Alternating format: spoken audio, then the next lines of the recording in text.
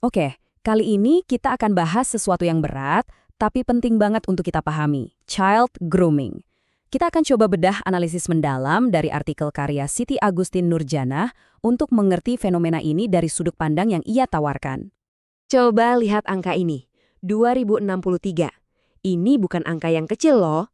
Menurut data dari Komisi Perlindungan Anak Indonesia atau KPAI, ini adalah jumlah anak yang tercatat mengalami pelanggaran hak, termasuk kekerasan, hanya dalam setahun. Tapi, seperti yang ditekankan di artikelnya, ini jauh lebih dari sekedar statistik.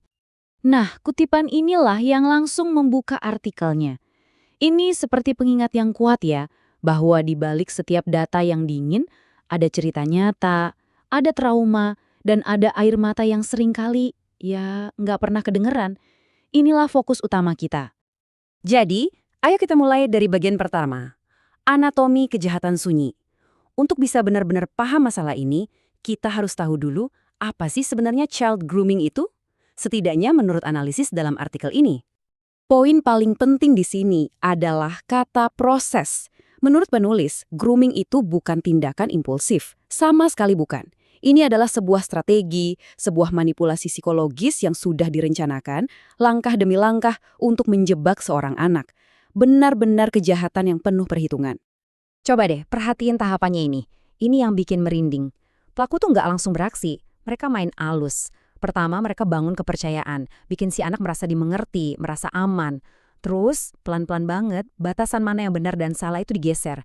Sampai akhirnya si anak jadi bergantung secara emosional, bahkan bisa sampai merasa bersalah kalau menolak kemauan pelaku. Dan inilah dampaknya, luka yang bukan cuma sesaat. Artikel ini benar-benar menyoroti bagaimana trauma ini merusak sampai ke akar jiwa, meninggalkan masalah psikologis yang bisa bertahan seumur hidup. Inilah kenapa penulisnya sampai menyebut ini sebagai extraordinary crime, sebuah kejahatan luar biasa. Lalu pertanyaannya, apa sih akar masalahnya? Kok bisa kejadian?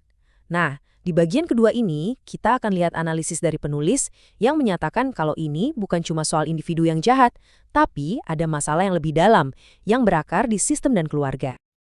Oke, slide ini merangkum diagnosis utama dari penulis. Intinya, dia melihat ada dua akar masalah yang saling terkait. Pertama, dia sebut akar sistemik, yang menurutnya berasal dari paradigma sekulerisme dan liberalisme. Kedua, akar keluarga, yang dia identifikasi sebagai melemahnya pondasi dan bimbingan berbasis keimanan.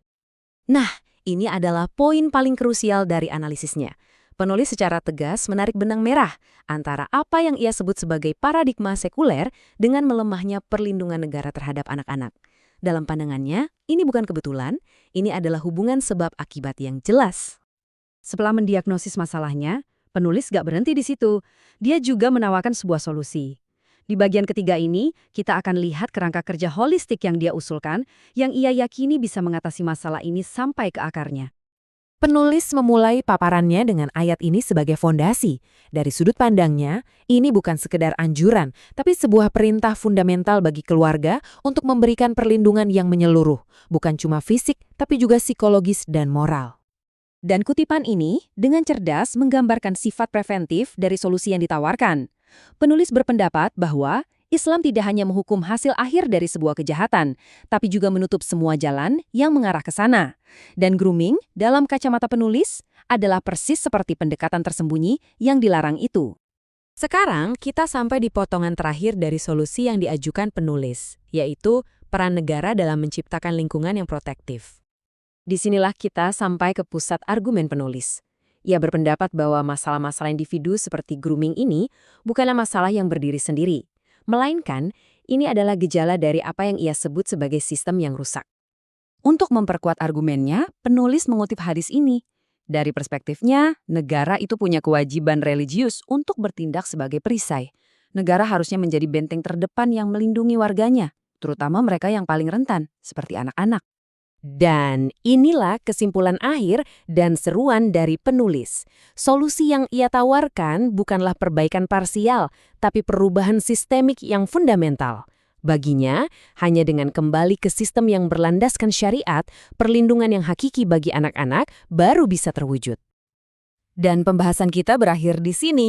Artikel ini menyajikan diagnosa dan juga resep yang sangat spesifik untuk masalah yang dianggapnya sistemik. Ini meninggalkan kita dengan sebuah pertanyaan besar untuk direnungkan. Terlepas dari apapun solusinya, apa sih yang sebetulnya dibutuhkan untuk mengubah sebuah sistem secara mendasar? Terima kasih sudah menyimak.